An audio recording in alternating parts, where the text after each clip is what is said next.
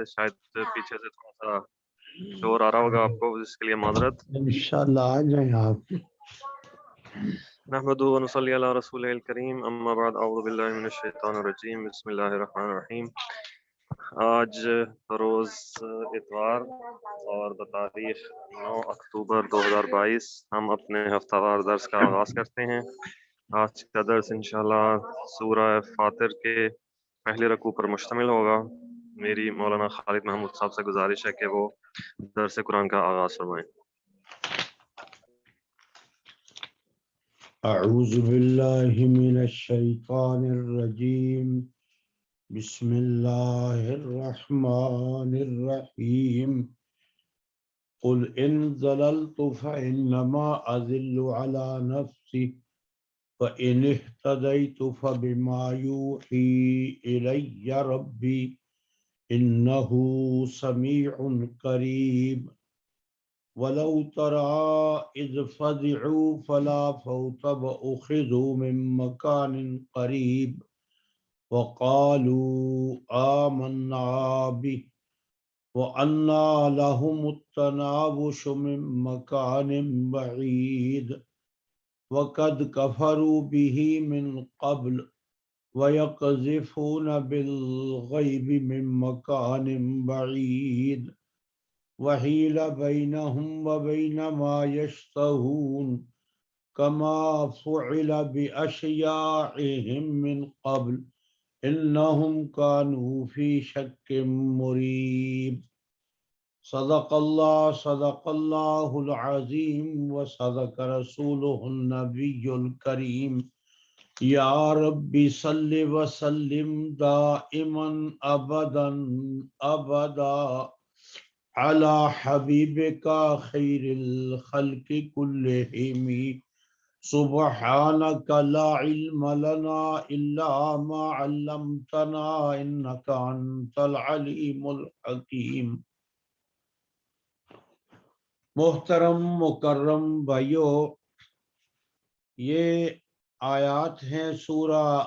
سبا کی 22ویں پارے کی، جو میں نے آپ کے سامنے تلاوت کی سعادت حاصل کی ہے۔ گزشتہ درس میں عرض کیا تھا کہ ان آیات کریمہ کے اندر اللہ رب العالمین نے دعوت و تبلیغ کا طریقہ جو ہے وہ اپنے محبوب حضرت محمد صلی اللہ تعالی علیہ وسلم کو عطا فرمایا تھا۔ فرمایا کل کہہ دیجئے، ان ضللتو اگر میں بالفرض والمحال بھٹکا ہوا ہوں، فإنما أضل على نفسی تو پس یقیناً میرا بھٹکنا میرے اپنے ہی خلاف ہے۔ وإن اهتدیت اور اگر میں ہدایت پہ ہوں، فبما یوحی الی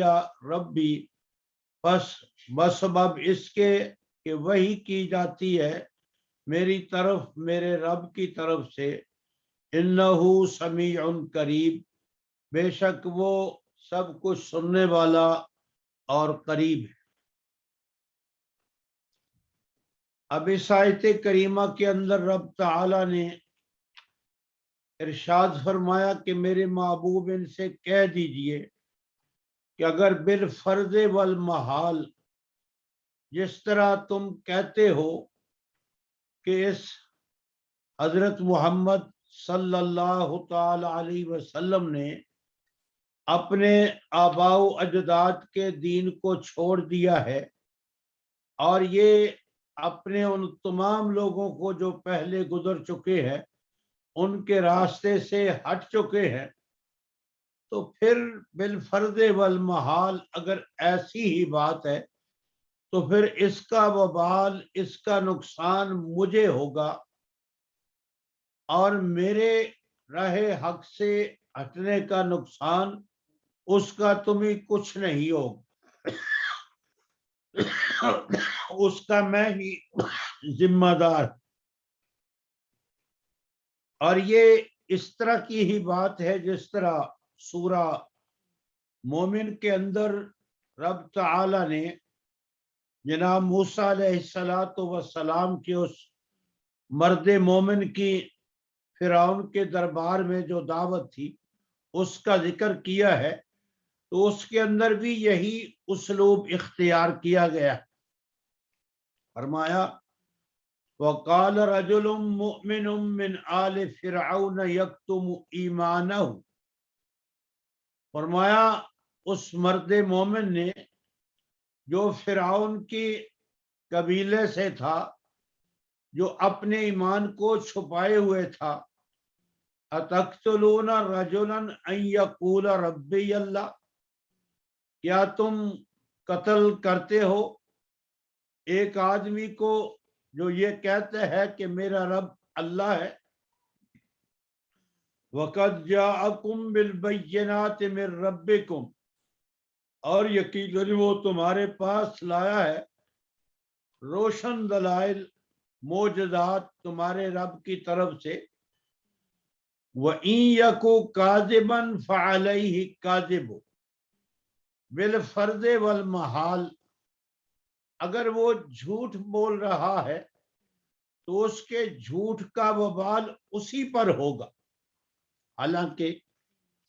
سیدنا موسیٰ علیہ السلام نے بڑے بڑے معجزات فرعون کے دربار میں دکھائے تھے،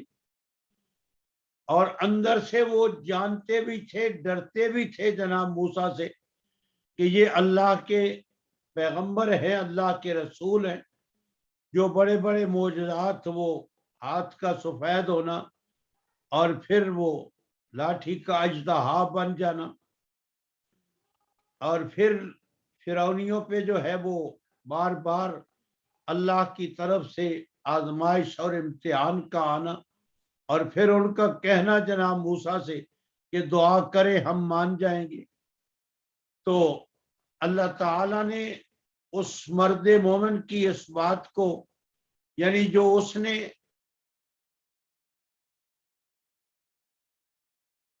ذکر فرمایا ہے، یار غور تو کرو، تمہارے پاس دلائل بھی لے آئے ہیں، اگر بالفرض والمحال یہ ٹھیک بات نہیں کہہ رہے تو اس کا وبال اسی پہ ہوگا۔ لیکن یہ بات بھی یاد رکھو وَإِن يَكُ صَادِقًا يُصِبْكُم بَعْضَ الَّذِي يَعِدُكُمْ إِنَّ اللَّهَ لَا يَهْدِي مَنْ هُوَ مُسْرِفٌ كَذَّابٌ، اگر یہ سچ بول رہے ہیں، یقیناً یہ سچے نبی ہے، تو پھر جو کچھ یہ تم سے فرماتے ہیں نا کہ اگر تم نے نہ مانا تو پھر عذاب میں مبتلا ہو جاؤ گے، تو پھر اس کا عذاب کا کچھ حصہ ضرور تم کو پہنچ کے رہے گا۔ اور اللہ تعالی حد سے بڑھنے والے، حد سے زیادہ جھوٹ بولنے والوں کو ہدایت عطا نہیں فرماتے۔ تو اب یہاں بھی یہی اسلوب اختیار کیا گیا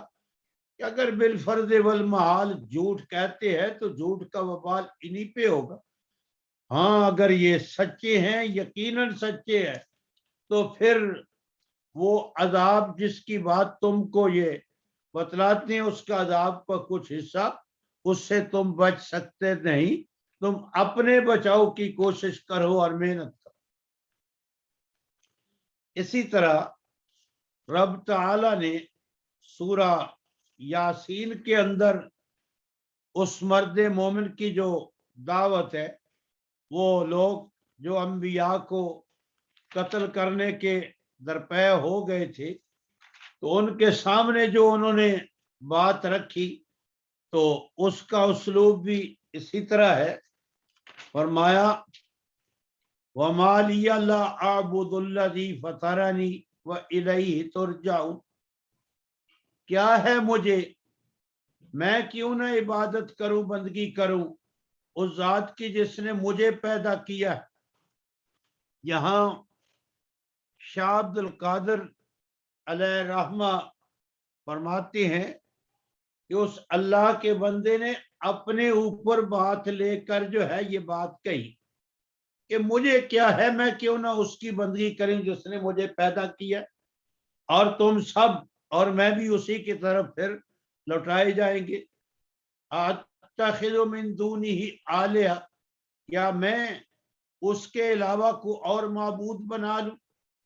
अगर वो रहमान इरादा करे तकलीफ पहुंचाने का, तो किसी की शफात और किसी की ताकत उसकी पकड़ से मुझे छुड़ा नहीं सकती। तो ये एक समझाने का तरीक़ेकार है जो अपनाया गया है। तो यहाँ फरमाया मेरे महबूब इनसे कह दीजिए, अगर बिल फर्द वल महाल मैंने वो राह हक छोड़ दिया है, बदा में खूब तुम्हारे ख्याल के मुताबिक, तो फिर उसका वबाल मुझ पे होगा, तुम्हें तो उसका कोई नुकसान नहीं होगा। लेकिन याद रखो, मैं अपने रब के फजलो करम, उसकी मेहरबानी से जो मेरी तरफ मेरे रब का पैगाम आ रहा है, वही आ रही है, उस वही के सबब मैं यकीनन हदायत पे हूं। अब यहाँ ये बात भी समझ में आती है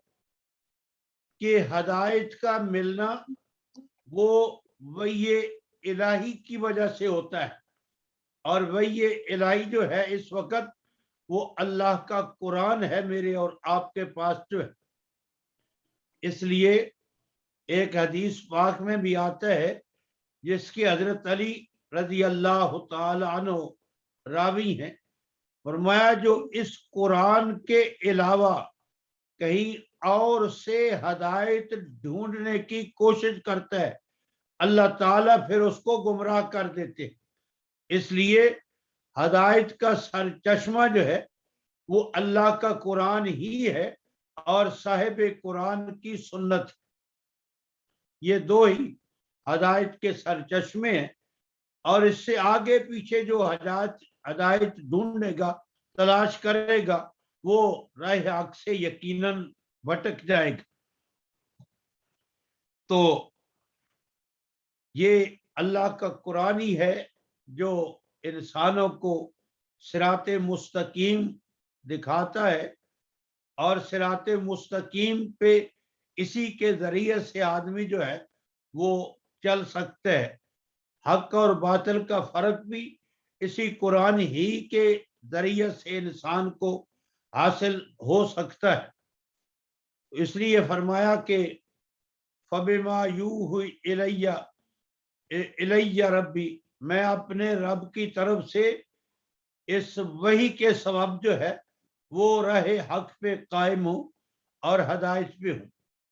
और वो रब समीउन, सब कुछ सुनने वाला है। और मैंने गुज़श्ता से पैवस्ता दरस में अर्ज किया था कि ये अल्लाह रब्बुल आलमीन की सिफात हैं, समी अलीम बसीर अला हाज़ल क़ियास। लेकिन ये अल्लाह की जाती सिफात हैं, और फिर जिस तरह अल्लाह की जात पाक लामहदूद है, उसी तरह अल्लाह की ये सिफात भी लामहदूद है, इनके भी कोई इंतहा नहीं है। और फिर जिस तरह अल्लाह की जात हमेशा से है, हमेशा रहेगी, इसी तरह अल्लाह की ये सिफात भी हमेशा से है, हमेशा रहेगी। और मैंने सूरह दार के हवाला से अर्ज किया था कि हालांकि अल्लाह ताला ने बंदों के लिए भी ये लफ्ज कुरान मजीद के अंदर कि हमने इनको समी और बसीर बनाया, सुनने वाला और देखने वाला बनाया, लेकिन ये बंदों की जो सिफत है समी सुनना, ये अता की हुई है अल्लाह। और फिर जिस तरह बंदे की जात महदूद है, उसी तरह उसका सुनना भी महदूद है। और फिर जिस तरह बंदे की जात ये हमेशा से नहीं है, बल्कि ये आर्जी है, इसी तरह उसका सुनना भी आर्जी है, महदूद है। तो ये अल्लाह की सिफत है सभी, हर वक्त, हर एक की, हर जुबान में, हर दौर में, जहां कहीं हो, वो सुनना ये अल्लाह ही की सिफत। और ये बंदे की या अल्लाह की मखलूक में से किसी और का ये सुनना नहीं है, کہ ہر وقت ہر ایک کی وہ سن سکے، ہر وقت سن سکے، ہر جگہ سے سن سکے، اور ہر کہنے والے کی بات کو اللہ کی مخلوق میں سے کوئی ایسا ہو جو سمجھ بھی سکے کہ یہ کیا کہہ رہا ہے۔ یہ اللہ ہی کی صفت ہے جو زبانوں کا پیدا کرنے والا ہے، اور ہر ایک کی ہر ایک بات کو وہ سنتا بھی ہے، جانتا بھی ہے، اور پھر اس کی پکار سننے کے بعد اس کے جو ہے حاجت براری بھی کرتا ہے۔ تو فرمایا وہ سننے والا بھی سب کچھ ہے، اور وہ قریب بھی ہے، یعنی جو کچھ تم کہتے ہو وہ بھی سن رہا ہے، اور جو دعوت و تبلیغ کے سلسلہ میں میری کوشش اور محنت ہوتی ہے وہ بھی سب کچھ وہ سن رہا ہے، اور وہ کو زیادہ دور بھی نہیں ہے، وہ قریب ہے۔ نحن اقرب الیہ من حبل الورید، وہ اللہ انسانوں کی شاہ رگ سے بھی زیادہ انسانوں کے قریب ہوتا ہے۔ وَلَوْ تَرَى إِذْ فَزِعُوا فَلَا فَوْتَ وَأُخِذُوا مِن مَّكَانٍ قَرِيبٍ، کاش کہ آپ دیکھیں، یا اور اگر آپ دیکھیں جب وہ گھبراہٹ میں ہوں گے پس نہ وہ بچ سکیں گے اور وہ پکڑے جائیں گے قریب کی جگہ سے۔ اب وہ لوگ جو اس دعوت حق کا انکار کرتے ہیں، ایمان کو قبول نہیں کرتے، اللہ کے پاک پیغمبر کی رسالت اور نبوت پہ ایمان نہیں لے آتے، قرآن کی دعوت پہ ایمان نہیں لے آتے، اللہ کی توحید پہ ایمان نہیں لے آتے،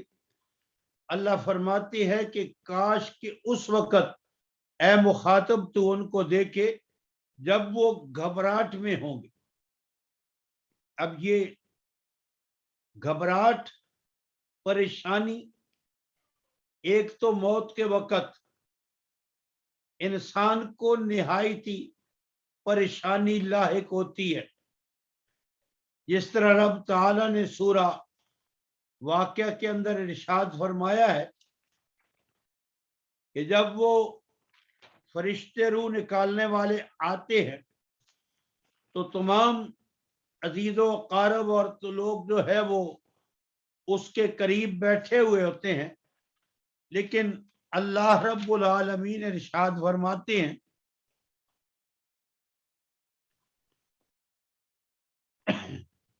فَلَوْلَا إِذَا بَلَغَتِ الْحُلْقُومَ وَأَنْتُمْ حِينَئِذٍ تَنظُرُونَ وَنَحْنُ أَقْرَبُ إِلَيْهِ مِنْكُمْ وَلَكِنْ لَا تُبْصِرُونَ، کیوں نہیں ہے ایسا کہ جب کسی کی روح اس کے حلقوم کو پہنچ جاتی ہے اور حال یہ ہے کہ تم اس وقت اس کو دیکھ رہے ہوتے ہو اور ہم اس کے زیادہ قریب ہوتے ہیں بنسبت تمہارے، لیکن تم نہیں دیکھ رہے ہوتے جو اس کے ساتھ معاملات پیش آ رہے ہوتے ہیں۔ تو اس لیے جب انسان یہ دنیا چھوڑ رہا ہوتا ہے تو بڑی گھبراہٹ کا وقت جو ہے وہ ہوتا ہے۔ اللہ فرماتے ہیں کہ جب وہ اس گھبراہٹ میں مبتلا ہوں گے تو اب ان کو بڑے بڑے دنیا میں دعوت حق کے انکار کی بدولت اپنے بچاؤ کے بڑے بڑے ان کو سہارے اور بڑی بڑی ان کی امیدیں جو ہیں وہ بندھی ہوئی ہیں۔ ہمارے پاس مال و دولت ہے، ہمارے پاس سرمایہ ہے، برادری ہے، جتھا ہے، اولاد ہے، اور پھر وہ جو انہوں نے اپنے بچاؤ کے لیے جھوٹے معبود بنا رکھے ہیں کہ یہ مشکلات میں کام آتے ہیں اور پھر یہ ہمیں مشکلات سے بچا سکتے ہیں، یہ مشکل کشا ہے، بے شمار ایسے جو ہے وہ نہ تواں کمزور قسم کے سہارے انسانوں نے اپنی بخشش کے لیے، اپنے بچاؤ کے لیے بنا رکھے ہوتے ہیں۔ اور جس طرح پہلے بھی میں نے عرض کیا ہے کہ اس موت کے وقت جو ہے کچھ وہ مرنے والا، ہر مرنے والا اس سے گفتگو ہوتی ہے کچھ وہ گفتگو کرتا ہے جس طرح سورہ الاعراف کے اندر میں نے عرض کیا تھا، اللہ فرماتے ہیں حتی اذا جاءتہم رسلنا یتوفونہم قالوا این ما کنتم تدعون من دون اللہ قالوا ضلوا عنا وشہدوا علی انفسہم انہم کانوا کافرین۔ فرمایا جب ان کے پاس ہمارے بھیجے ہوئے آ جاتے ہیں ان کی روحیں نکالنے کے لیے، اور پھر وہ ان سے کہتے ہیں کہاں ہیں وہ جن کو تم اللہ حی و قیوم کو چھوڑ کر اپنی زندگی میں پکارا کرتے تھے۔ آدمی پکارتا اسی کو ہے جس کے بارے میں اس کا عقیدہ اور ایمان ہوتا ہے کہ میں اس کو پکاروں گا تو یہ میری مشکل کو، میری تکلیف کو دور کر دے گا یا دور کروا سکتا ہے۔ جس طرح مشرکین مکہ کا یہ عقیدہ تھا ہؤلاء شفعاؤنا عند اللہ، ان کے پاس ایسی طاقت ہے اور اللہ ہی کی دی ہوئی طاقت ہے جس کی وجہ سے یہ اپنی بات اللہ سے منوا لیتے ہیں، اور جب ہم ان کو پکارتے ہیں، ان سے کہتے ہیں تو یہ اپنی طاقت جو اللہ نے ان کو دی ہوئی ہے اس کے ذریعے سے اللہ سے اپنی بات منوا لیتے ہیں۔ تو اللہ تعالی فرماتے ہیں کہ اب سب سے بڑی مشکل تم پہ آن پڑی ہے، اس سے بڑی مشکل شاید زندگی میں کبھی جو ہے وہ تمہیں نہ آن پڑی ہو۔ اب ذرا ان کو پکارو، ان کو بلاؤ، اب تمہیں اس مشکل سے جو ہے وہ نجات دے دے۔ تو پھر آگے سے جواب میں یہی کہتے ہیں ذلوا عنا، آج وہ سب چھوڑ چھاڑ گئے، سب غائب ہو گئے، سب جو ہے ہم سے دور ہو گئے، اور پھر خود اپنے خلاف اپنے کفر کی جو ہے وہ گواہی دے لیتے۔ اور اسی طرح سورہ نال کے اندر بھی رب تعالی نے ارشاد فرمایا کہ جب ان لوگوں کے پاس وہ فرشتے آتے ہیں ظالمی انفسہم، جنہوں نے اپنی جانوں کے اوپر ظلم کیا ہے، ظلم سے مراد یہاں شرک ہے، جن کی زندگیاں شرک میں مبتلا تھیں، جنہوں نے اپنی زندگی میں بے شمار سہارے اور بے شمار ایسی ہستیاں تجویز کر رکھی تھی جو ان کو مشکلات سے بچا سکتے ہیں، ان کو مشکلات میں کام آ سکتی ہیں، تو پھر وہ آگے سے فالقوا الیہم القول، پھر ان کی طرف وہ بات ڈالتے ہیں ہم نے تو کبھی کوئی برا کام کیا ہی نہیں ہے، ہم نے کبھی کوئی غلط کام کیا ہی نہیں ہے۔ تو پھر وہ فرشتے جواب دے ہاں اللہ خوب جانتا ہے جو کچھ تم جو ہے کرتے رہے اللہ حی و قیوم کو چھوڑ کر جو ہے۔ تو یہ موت کا وقت بڑی گھبراہٹ کا، پریشانی کا وقت ہوتا ہے، اور سب وہ سہارے جو ہے وہ ساتھ چھوڑ دیتے ہیں، اور پھر پیارے بیٹے اور بیٹیاں اور بھائی اور پھر سب رشتہ دار وہ پاس ہوتے ہیں، لیکن ان کو کچھ دکھائی نہیں دیتا کہ اس کے ساتھ کیا ہو رہا ہے، لیکن اللہ کے فرشتے اس کے ساتھ معاملات کر رہے ہوتے ہیں۔ تو فرمایا کاش کہ اس وقت آپ دیکھیں اب یہ گھبراہٹ میں مبتلا ہوں گے۔ اور اسی طرح پھر مرنے کے بعد معاشر کے دن بھی بڑی پریشانی کا دن ہے، اور اس وقت بھی انسان کو کسی سہارے کی ضرورت ہوتی ہے کہ کوئی بچاؤ کا ذریعہ جو ہے وہ مجھے مل جائے۔ اور جس طرح وہ بڑے دھڑلے سے کہتے تھے کہ ہمارے پاس یہاں مال و دولت ہے، ہمارے پاس یہاں جتھا ہے، برادری ہے، ہمارے پاس یہاں قوت ہے، تو وہاں بھی ہمارے ساتھ اچھائی کا معاملہ ہی ہوگا، تمہارے پاس یہاں کچھ نہیں ہے تو وہاں بھی تمہارے پاس کچھ ہی نہیں ہوگا۔ تو اس لیے ان کو اپنی برادری پہ، اپنی دولت پہ بھی بڑا زام تھا، اور پھر وہ جو بنا رکھے تھے اللہ حی و قیوم کے علاوہ ان پہ بھی ان کو بڑا اعتماد تھا، بڑا بھروسہ تھا کہ یہ بھی ہمیں मुश्किलात में काम आएंगे और मुश्किल से हम ही बचा लेंगे। वो खुद कहते थे हाउलाई शफाउना इंदल्लाह, ये हमारे वहां सिफारशी बन जाएंगे और हमारे बचाव का जरिया बन जाए। और आजकल हम कलमा को मुसलमानों ने भी यानी बेअमनी की यानी अमल न होने की एक ये भी सबसे बड़ी वजह है कि हमने भी अपने बचाव के ये छोटे छोटे सहारे बना रखे हैं। फला हजरत साहब जो है मैं उनका खिदमत गुजार हूँ, वो बचा लेंगे, फला हस्ती बचा लेगी, फला बचा लेगा, तो फिर इसलिए अल्लाह की नाफरमानियां हो रही हैं। तो फरमाया कि जब ये उस बड़ी घबराहट के अंदर होंगे फला फौता, फिर इनके बचाव का कोई जरिया इनके पास नहीं होगा। वौखिदो मिन मकान करीब, और करीब ही की जगह से ये पकड़े जाएंगे। यहां दुनिया में कोई जुर्म करता है ना, तो फिर वो कहीं भाग जाता है, दूर चला जाता है, पकड़ने वालों को मुश्किलात होती है, उसके पीछे भागना पड़ता है। लेकिन फरमाया कि जब वहां इनकी पकड़ की बात होगी, हुक्म होगा इनको पकड़ो, तो करीब से ही पकड़े जाएंगे, वहां भागने की इनको जरूरत और हिम्मत नहीं होगी। जिस तरह सूरा अल-हाका के अंदर रब ताला ने इरशाद फरमाया, जब हुक्म होगा अल्लाह का खुजू हो, पकड़ो तुम इनको, फरिश्तों को हुक्म होगा, तो वहां मुफस्सिरीन ने लिखा है कि उस मुजरम को ऐसा महसूस होगा कि ये सारी मखलूक अल्लाह की मुझे पकड़ने के लिए जो है मेरी तरफ लपक रही है। तो फरिश्ते फौरी तौर पे वहां करीब से ही उसको पकड़ ले। वकालू आमन्ना भी, तो फिर जो है वो उस घबराहट और परेशानी में मुब्तला इंसान कहेगा आमन्ना भी, अब हम ईमान ले आए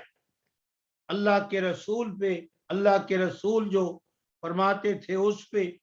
और अल्लाह के कुरान पे, अल्लाह की तौहीद पे हम ईमान ले आए। और उस वक़्त का ईमान जिस तरह और भी आयात करीमा के अंदर रब ताला ने इरशाद फरमाया है, वो मोतबर नहीं होगा। वरना जब सब कुछ आंखों के सामने आ जाएगा तो फिर तो बात खुल जाएगी, बात समझ में आ जाएगी, वो फिर इम्तिहान वाली बात खत्म हो जाएगी। तो फिर तो आदमी कहेगा कि अब मैंने अपनी आंखों से देख लिया, अब मैं मानता हूं, लेकिन उस वक्त का मानना वो किसी काम का नहीं होगा। इसलिए फरमाया वो अन्ना लहुमुत्तनावुशु मिन मकान कबीर बईद, कहाँ है उनके लिए पाना उस चीज का जिसके बारे में ये कह रहे हैं, दूर की जगह से। यानी अब ईमान तो लाना था इस दुनिया के अंदर, अब ये दुनिया उनसे बहुत दूर गुजर चुकी है। अब जब ये दूर हो चुकी है उनसे, तो अब वहां उस जहान में जहां अब है, वहां ये ईमान को कैसे पा सकते हैं? वो ईमान को पाने की जगह तो इनसे बहुत दूर हो चुकी है, बहुत जो है इनसे। इसी तरह रब ताला ने एक वाकया सूरा अल हदीद के अंदर भी इरशाद फरमाया है मुनाफिकीन के बारे में, कि जब वो पुरसलात की तरफ जो है अहले ईमान जा रहे होंगे और फिर उनकी रोशनी नूर ईमान जो है वो उनके आगे पीछे दौड़ रहा होगा। फरमाया यौमा तरल मोमिनीन वल मोमिनात यस्आ नूरुहुम बैना अयदीहिम व बिअयमानिहिम, जिस दिन आप देखेंगे ईमान वाले मर्दों को, ईमान वाली औरतों को, कि उनकी रोशनी वो दौड़ रही होगी उनके सामने और उनके दाएं।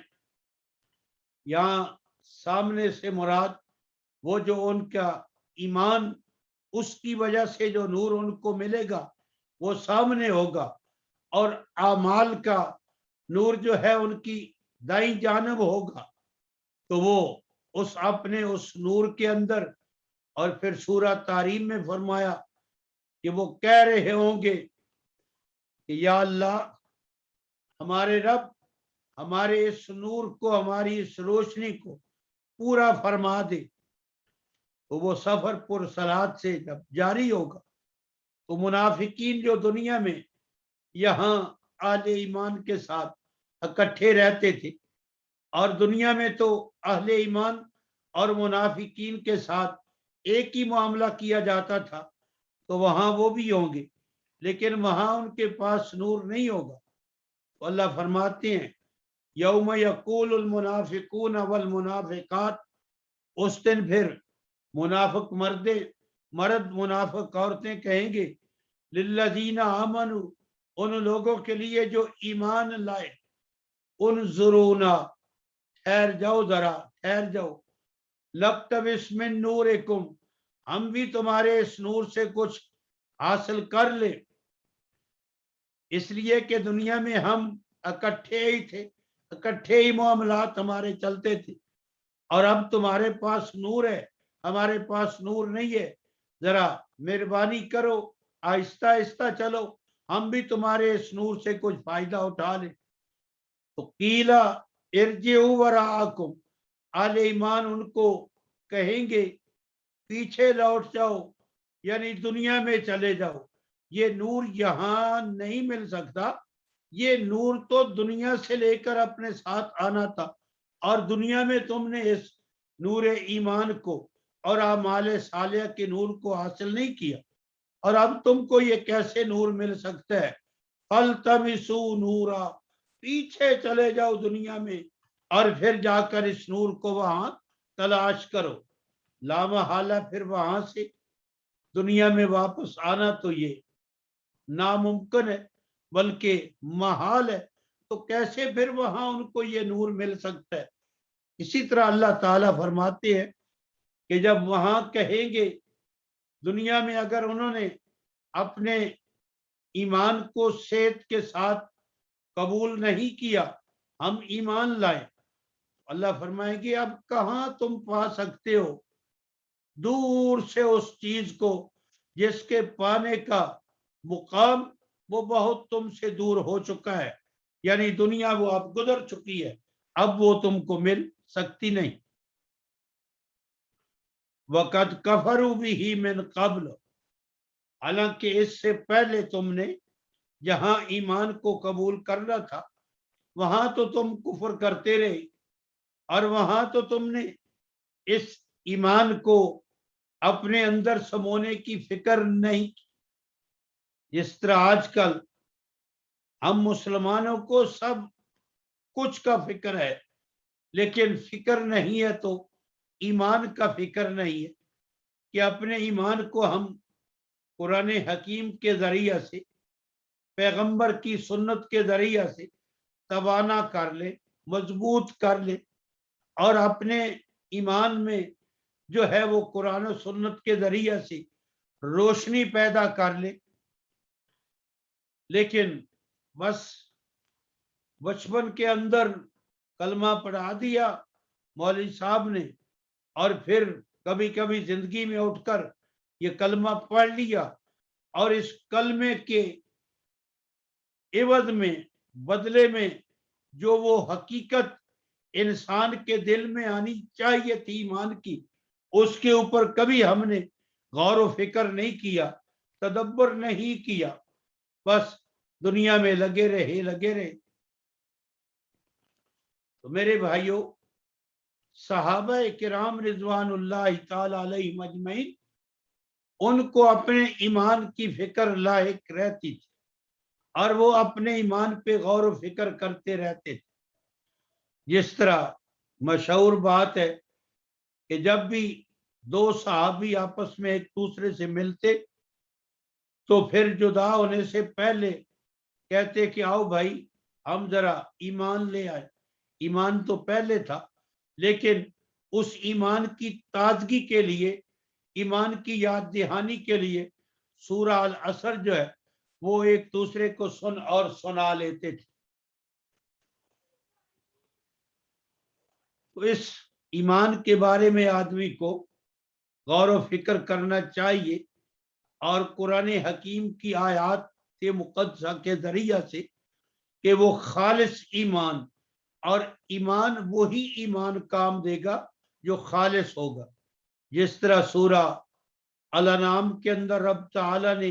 ارشاد فرمایا ہے الذین آمنوا ولم یلبسوا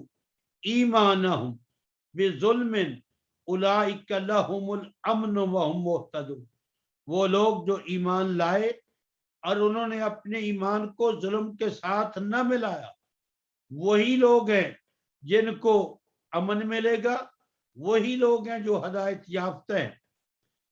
تو جب یہ آیت کریمہ نازل ہوئی تو صحابہ نے عرض کیا یا رسول اللہ، وہ ایمان جو ظلم کے ساتھ نہ ملا ہوا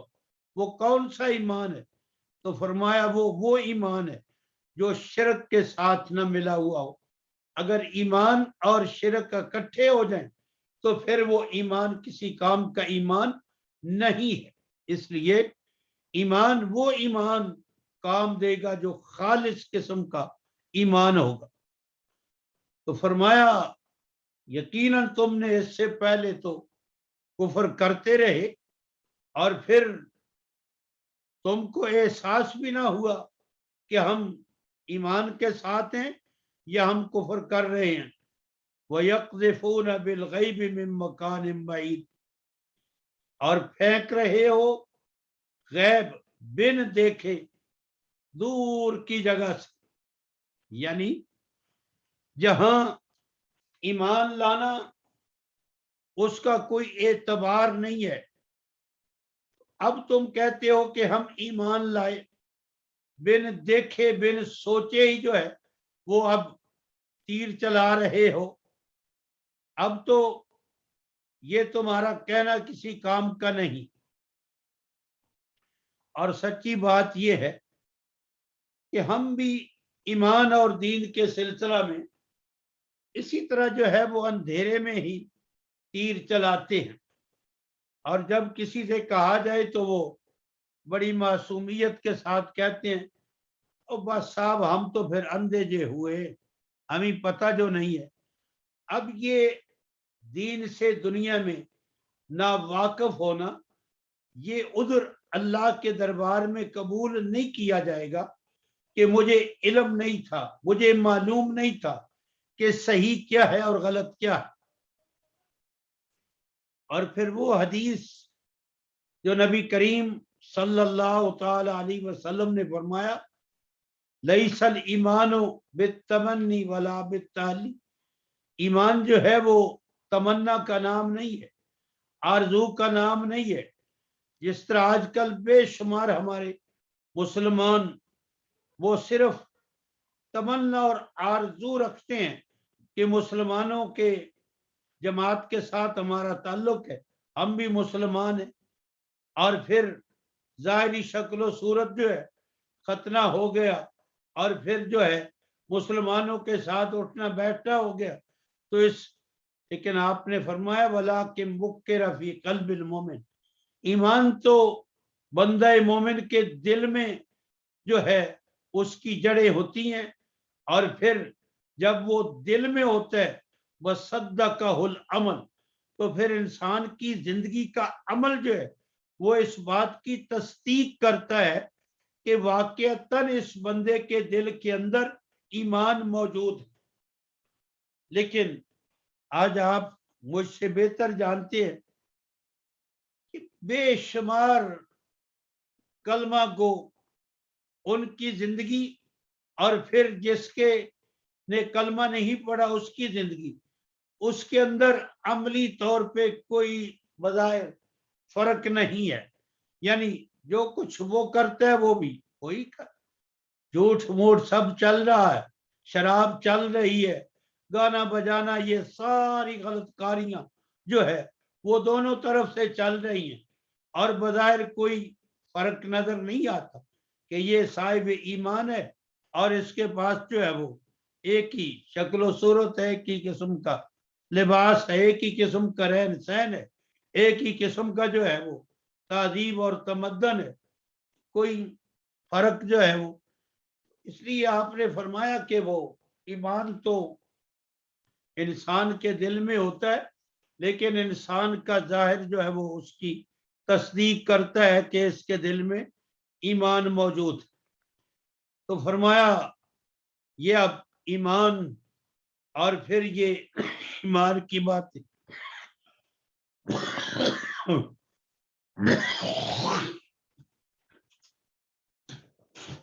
یہ بھی اب دور سے ہی تیر چلا رہے ہیں۔ وَحِيلَ بَيْنَهُمْ وَبَيْنَ مَا يَشْتَهُونَ،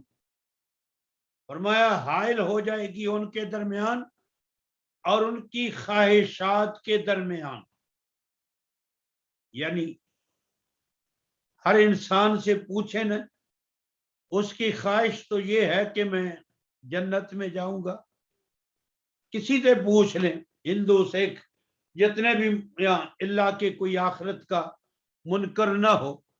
تو اس کی خواہش تو یہی ہے کہ میں جنت میں جاؤں گا، اور پھر بے شمار خواہشات کہ یہ فلاں بزرگ مجھے چھڑا لے گا، فلاں کام آ جائے گا۔ تو فرمایا اس آخرت کے دن جو ہے انسان کی خواہشات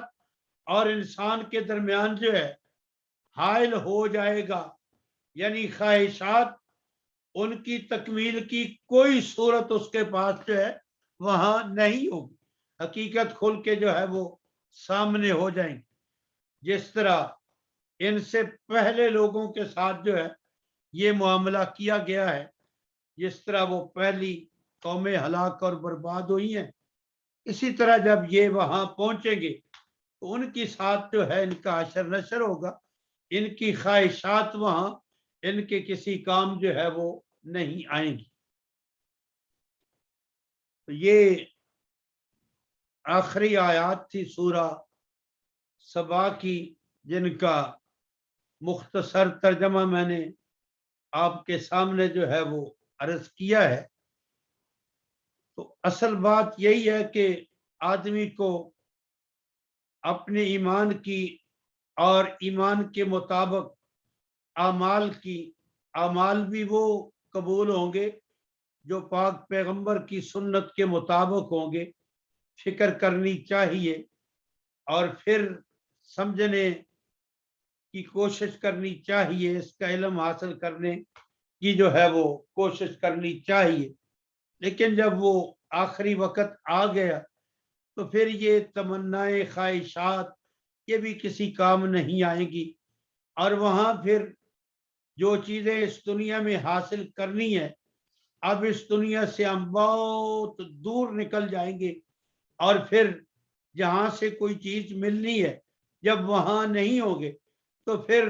وہاں جہاں یہ چیز ہے ہی نہیں وہاں پھر یہ کیسی ملے گی۔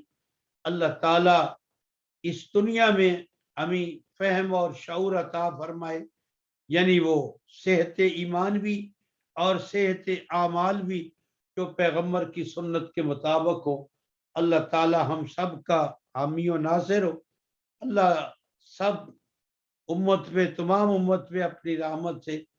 اپنا فضل و کرم فرمائے، رحم فرمائے، اور جن کے مقدر میں ہدایت ہے اللہ اپنی رحمت سے ان کو ہدایت عطا فرما دے۔ وما توفیقی الا باللہ علیہ توکلت والیہ۔ جزاک اللہ خیر، بہت بہت شکریہ مولانا۔ آج کے درس کے حوالے سے اگر اراکین اور شرکاء کے ذہن میں کوئی سوال ہو تو وہ زوم میں ہاتھ کھڑا کرنے کا آپشن ہے، اس کو استعمال کر کے سوال پوچھ سکتے ہیں۔